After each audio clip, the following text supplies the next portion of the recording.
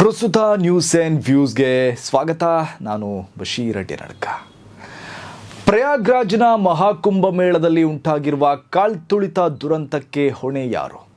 ಹೊರ ಜಗತ್ತಿಗೆ ಬಿಂಬಿಸಿದಂತೆ ಸರ್ಕಾರ ಅಲ್ಲಿ ಸಮರ್ಪಕ ಸಿದ್ಧತೆ ಮಾಡಿಕೊಂಡಿದ್ದು ನಿಜವಾಗಿದ್ದರೆ ಇಂತಹ ಭೀಕರ ದುರ್ಘಟನೆ ಯಾಕೆ ನಡೆಯಿತು? ಅಲ್ಲಿ 30 ಜೀವಗಳು ಬಲಿಯಾಗಿದ್ದರೂ ಗೋಧಿ ಮೀಡಿಯಾಗಳು ಯೋಗಿ ಸರ್ಕಾರವನ್ನು ರಕ್ಷಣೆ ಮಾಡುವ ಪ್ರಯತ್ನ ಮಾಡ್ತಿರೋದು ಯಾಕೆ? ನಿಜಕ್ಕೂ ಅಲ್ಲಿ ಸಾವನ್ನಪ್ಪಿರುವ ಸಂಖ್ಯೆ 30 ಅಥವಾ ಅದಕ್ಕಿಂತ ಹೆಚ್ಚಿನ ಸಂಖ್ಯೆಯಲ್ಲಿ ಸಾವು ನೋವುಗಳಾಗಿದೆಯಾ? ಕಾಲ್ತುಳಿತದಲ್ಲಿ ಸತ್ತವರ ನಿಜವಾದ ಸಂಖ್ಯೆಯನ್ನು ಯೋಗಿ ಸರ್ಕಾರ ಮರೆಮಾಚ್ತಾ ಇದೆಯಾ? ಅದೆಲ್ಲದರ ಬಗ್ಗೆ ಮಾತನಾಡೋಣ. ಅದಕ್ಕೂ ಮುಂಚೆ ನೀವಿನ್ನೂ ನಮ್ಮ ಚಾನೆಲನ್ನು ಸಬ್ಸ್ಕ್ರೈಬ್ ಮಾಡಿಲ್ಲ ಅಂದರೆ ಈಗಲೇ ಸಬ್ಸ್ಕ್ರೈಬ್ ಮಾಡಿಕೊಳ್ಳಿ, ಪಕ್ಕದಲ್ಲಿರುವ ಬೆಲ್ ಬಟನನ್ನು ಒತ್ತಿ. ಪ್ರಯಾಗ್ರಾಜ್ನ ಕುಂಭಮೇಳದಲ್ಲಿ ಸಂಭವಿಸಿದ ಕಾಲ್ತುಳಿತ ದುರಂತದಲ್ಲಿ 30 ಜನರು ಸಾವನ್ನಪ್ಪಿದ್ದು 60 ಮಂದಿ ಗಾಯಗೊಂಡಿದ್ದಾರೆ ಅಂತ ಲೆಕ್ಕ ನೀಡಲಾಗಿದೆ. ಆದರೆ ಈ ಲೆಕ್ಕ ಸರಿಯಿಲ್ಲ, ಸಾವಿನ ಸಂಖ್ಯೆಯನ್ನ ಯೋಗಿ ಸರ್ಕಾರ ಮುಚ್ಚಿಡುತ್ತಿದೆ ಅಂತ ಅಖಿಲೇಶ್ ಕುಮಾರ್ ಯಾದವ್ ಆರೋಪಿಸಿದ್ದಾರೆ.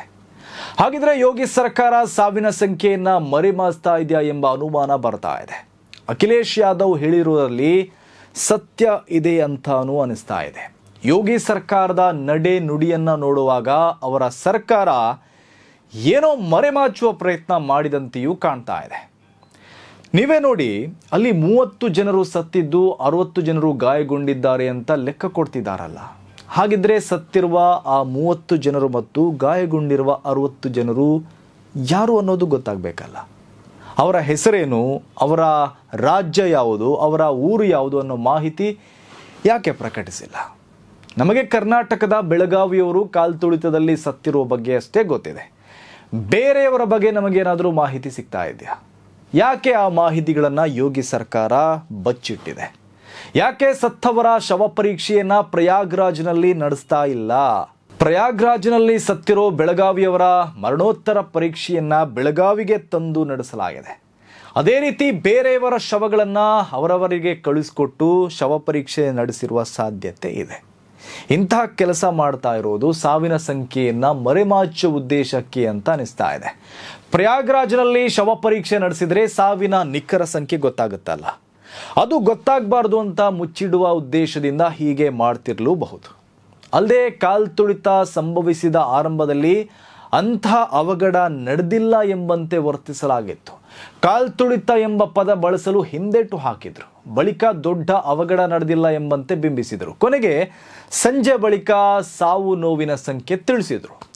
ಇವರೇ ಹೇಳಿರುವ ಹಾಗೆ 30 ಜನರು ಸತ್ತು 60 ಮಂದಿ ಗಾಯಗೊಂಡಿದ್ದಾರೆ ಅಂದರೆ ಅದೇನು ಸಣ್ಣ ದುರಂತವ? ಅದು ದೊಡ್ಡ ದುರಂತ ಅಲ್ವಾ?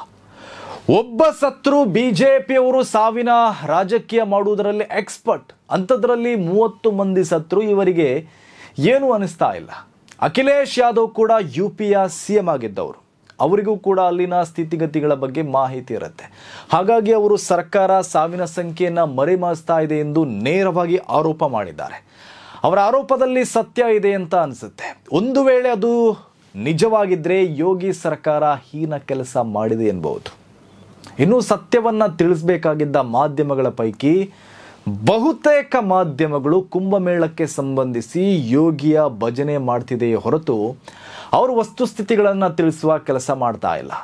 ಹೀಗೆ ಯಾಕಾಗ್ತಿದೆ ಅಂದರೆ ಕುಂಭಮೇಳಕ್ಕೆ ಸಂಬಂಧಿಸಿ ಯೋಗಿ ಸರ್ಕಾರ ಮೀಡಿಯಾ ಮ್ಯಾನೇಜ್ಮೆಂಟ್ ಮಾಡ್ತಾ ಇದೆ. ಕುಂಭಮೇಳಕ್ಕೆ ಸಂಬಂಧಿಸಿ ಸರ್ಕಾರದ ಪರ ಪ್ರಚಾರ ಮಾಡೋಕ್ಕೆ ತುಂಬ ಕಾಸು ಸುರಿದಿದ್ದಾರೆ. ಕೇವಲ ಸಕಾರಾತ್ಮಕ ಪ್ರಚಾರ ಮಾಡುವಂತೆ ಮಾಡಿಟ್ಟಿದ್ದಾರೆ. ನೆಗೆಟಿವ್ ಪ್ರಚಾರ ಆಗದಂತೆ ತಡೆಯಲಾಗಿದೆ. ಕುಂಭಮೇಳದಲ್ಲಿ ಏನೇ ಅವಘಡ ನಡೆದರೂ ಅದು ಬಯಲಾಗದಂತೆ ಯೋಗಿ ಸರ್ಕಾರ ನೋಡಿಕೊಂಡಿದೆ ಅನ್ನೋ ಮಾತುಗಳು ಆರಂಭದಿಂದಲೇ ಕೇಳಿ ಬರ್ತಾ ಇದೆ. ಈಗ ಕಾಲ್ತುಳಿತಕ್ಕೆ ಸಂಬಂಧಿಸಿ ಮಾಧ್ಯಮಗಳು ಯೋಗಿ ಸರ್ಕಾರವನ್ನು ರಕ್ಷಣೆ ಮಾಡುವ ದಾಟಿ ನೋಡುವಾಗ ಅದು ನಿಜ ಅನಿಸ್ತಾ ಇದೆ. ವೀಕ್ಷಕರೇ, ಸುಮ್ಮನೆ ನಾವೊಮ್ಮೆ ಊಹಿಸಿ ನೋಡ್ಕೊಳ್ಳೋಣ. ಈಗ ಕೇಂದ್ರದಲ್ಲಿ UPA ಸರ್ಕಾರ ಇದ್ದು ಉತ್ತರ ಪ್ರದೇಶದಲ್ಲಿ ಅಖಿಲೇಶ್ ಯಾದವ್ ಸರ್ಕಾರ ಇದೆ ಅಂತ ಇಟ್ಕೊಳ್ಳೋಣ. ಅದೇ ಸಮಯದಲ್ಲಿ ಕುಂಭಮೇಳದಲ್ಲಿ ಕಾಲ್ತುಳಿತ ದುರಂತ ಸಂಭವಿಸಿದ್ದಿದ್ರೆ ಸಂಘ ಪರಿವಾರ, BJP ಮತ್ತು ಗೋಧಿ ಮೀಡಿಯಾಗಳು ಏನು ಮಾಡ್ತಿದ್ದೀವಿ ಅಂತ ಒಮ್ಮೆ ಯೋಚಿಸ್ಕೊಳ್ಳಿ. ಕುಂಭಮೇಳದ ಈ ದುರಂತಕ್ಕೆ ಪ್ರಧಾನಮಂತ್ರಿ ಹೊಣೆಯಾಗ್ತಾ ಇದ್ರು. ಅಲ್ಲಿ ಯೋಗಿ ಬದಲಿಗೆ ಅಖಿಲೇಶ್ ಯಾದವ್ ಮುಖ್ಯಮಂತ್ರಿಯಾಗಿದ್ದಿದ್ರೆ ಅವರ ಮೇಲೆ ಹಿಂದೂ ಭಕ್ತರನ್ನ ಕೊಂದ ಆರೋಪ ಹೊರಿಸ್ತಾ ಇದ್ರು. ಗೋಧಿ ಮೀಡಿಯಾಗಳು ಆ ದುರಂತಕ್ಕೆ ಕೇಂದ್ರ ಮತ್ತು ರಾಜ್ಯ ಸರ್ಕಾರವನ್ನು ಹೊಣೆ ಮಾಡ್ತಾ ಇದ್ರು. ಪ್ರಧಾನಮಂತ್ರಿಗಳು ಅವರ ಪಕ್ಷ ಸ್ಥಳೀಯ ಸರ್ಕಾರವನ್ನ, ಅದರ ಮುಖ್ಯಮಂತ್ರಿಯನ್ನ ಪ್ರತಿ ಕ್ಷಣವೂ ಪ್ರಶ್ನೆ ಮಾಡ್ತಾ ಇದ್ರು. ಆದರೆ ಈಗ ಕುಂಭಮೇಳದಲ್ಲಿ ಕಾಲ್ತುಳಿತ ದುರಂತ ಸಂಭವಿಸಿ 30 ಮಂದಿ ಜೀವ ಕಳೆದುಕೊಂಡು 100ಕ್ಕೂ ಅಧಿಕ ಮಂದಿ ಗಾಯಗೊಂಡಿದ್ರು. ಆ ಮಹಾದುರಂತಕ್ಕೆ ಯಾರೊಬ್ಬರನ್ನು ಕೂಡ ಹೊಣೆ ಮಾಡಲಾಗ್ತಾ ಇಲ್ಲ. ಗೋಧಿ ಮೀಡಿಯಾಗಳು ಸರ್ಕಾರವನ್ನ ಪ್ರಶ್ನೆ ಮಾಡ್ತಾ ಇಲ್ಲ. ಅವರು ಪ್ರಶ್ನೆ ಮಾಡೋದನ್ನ ಬಿಡ್ರಿ, ಬೇರೆಯವರು ಪ್ರಶ್ನೆ ಮಾಡಿದರೆ ಪ್ರಶ್ನೆ ಮಾಡಿದವರ ಮೇಲೆ ಈ ಸಂಘ ಪರಿವಾರ ಮತ್ತು ಗೋಧಿ ಮೀಡಿಯಾಗಳು ಮುಗಿ ಬೀಳ್ತಾ ಇದೆ. ಪ್ರಯಾಗ್ರಾಜ್ನಲ್ಲಿ ಸಂಭವಿಸಿದ ಕಾಲ್ತುಳಿತ ದುರಂತಕ್ಕೆ ವ್ಯವಸ್ಥೆಯೇ ಹೊಣೆ ಎಂದ ರಾಹುಲ್ ಗಾಂಧಿ, ಖರ್ಗೆ, ಅಖಿಲೇಶ್ ಯಾದವ್ ಮುಂತಾದ ನಾಯಕರನ್ನ ಗೋಧಿ ಮೀಡಿಯಾಗಳು ಟೀಕೆ ಮಾಡ್ತಾ ಇದೆ. ಈ ವಿಚಾರದಲ್ಲಿ ರಾಜಕೀಯ ಮಾಡಬೇಡಿ ಎಂದು ಪಾಠ ಮಾಡ್ತಾ ಇದ್ದಾರೆ. ಅಷ್ಟೇ ಅಲ್ಲ, ಅವರು ಯೋಗಿ ಸರ್ಕಾರವನ್ನ ರಕ್ಷಣೆ ಮಾಡುವ ಕೆಲಸವನ್ನು ಕೂಡ ಮಾಡ್ತಾ ಇದ್ದಾರೆ. ಯಾವುದೇ ನಾಚಿಕೆ ಇಲ್ಲದೆ ಲಜ್ಜೆಗೆಟ್ಟು ಆ ಕೆಲಸವನ್ನ ಅವರು ಬಹಿರಂಗವಾಗಿ ಮಾಡ್ತಾ ಇದ್ದಾರೆ. ಯೋಗಿ ಸರ್ಕಾರ ಎಲ್ಲ ವ್ಯವಸ್ಥೆ ಮಾಡಿದೆ, ಅವರ ತಪ್ಪೇನೂ ಇಲ್ಲ, ಇದೇನು ಒಂದು ಘಟನೆ ನಡೆದು ಹೋಯಿತು, ಅದಕ್ಕೆ ಯಾರು ಹೊಣೆಗಾರರಲ್ಲ, ಆಗಿದ್ದು ಆಗೋಯ್ತು, ಅದೇನು ದೊಡ್ಡ ವಿಚಾರ ಅಲ್ಲ ಎಂಬಂತೆ ಕೇಸರಿ ಕೂಟ ಮತ್ತು ಗೋಧಿ ಮೀಡಿಯಾಗಳು ಮಾತಾಡ್ತಾ ಇದೆ. ನಮ್ಮ ಕನ್ನಡದ ಕುಲಗೆಟ್ಟ ಪತ್ರಕರ್ತರಾದ ರಂಗಣ್ಣ ಹನುಮಕ್ಕನವರು ಕೂಡ ಅದೇ ದಾಟಿಯಲ್ಲಿ ಮಾತಾಡ್ತಾ ಇದ್ದಾರೆ. ರಂಗಣ್ಣ ಹೇಳ್ತಾರೆ, ಕೇವಲ 30 ಮಂದಿಯಷ್ಟೇ ಸಾವನ್ನಪ್ಪಿದ್ದು ಅದೃಷ್ಟ. ಅಲ್ಲಿ ಸೇರಿದ್ದ ಜನರನ್ನ ನೋಡಿದರೆ ಆ ಸಂಖ್ಯೆ ಇನ್ನಷ್ಟು ಹೆಚ್ಚಾಗಬೇಕಾಗಿತ್ತು. ಆದರೆ ವ್ಯವಸ್ಥೆ ಅದನ್ನೆಲ್ಲ ನಿರ್ವಹಣೆ ಮಾಡಿದ್ದಕ್ಕೆ ಇನ್ನಷ್ಟು ಸಾವು ನೋವು ತಪ್ಪಿದೆ ಅಂತ ಯೋಗಿ ಸರ್ಕಾರಕ್ಕೆ ಬಕೆಟ್ ಬೇರೆ ಹಿಡಿದಿದ್ದಾರೆ.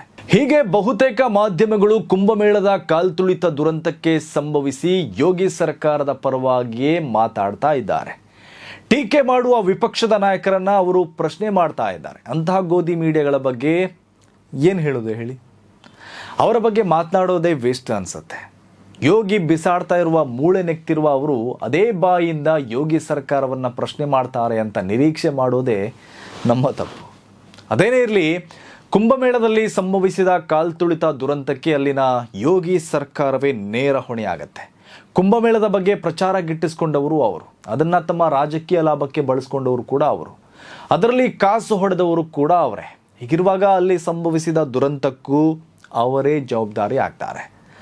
ನಾವು ಎಲ್ಲ ವ್ಯವಸ್ಥೆ ಮಾಡಿದ್ದೇವೆ, ಅತ್ಯಾಧುನಿಕ ವ್ಯವಸ್ಥೆ, ಹೈಟೆಕ್ ವ್ಯವಸ್ಥೆ ಮಾಡಿದ್ದೇವೆ, ಎಲ್ಲರ ಸುರಕ್ಷತೆ ಕ್ರಮ ಕೈಗೊಂಡಿದ್ದೇವೆ, ಎಲ್ಲರ ಅನುಕೂಲಕ್ಕೆ ಅಚ್ಚುಕಟ್ಟಾದ ವ್ಯವಸ್ಥೆ ಮಾಡಿದ್ದೇವೆ ಅಂತ ಯೋಗಿ ಸರ್ಕಾರ ಹೇಳಿತ್ತು.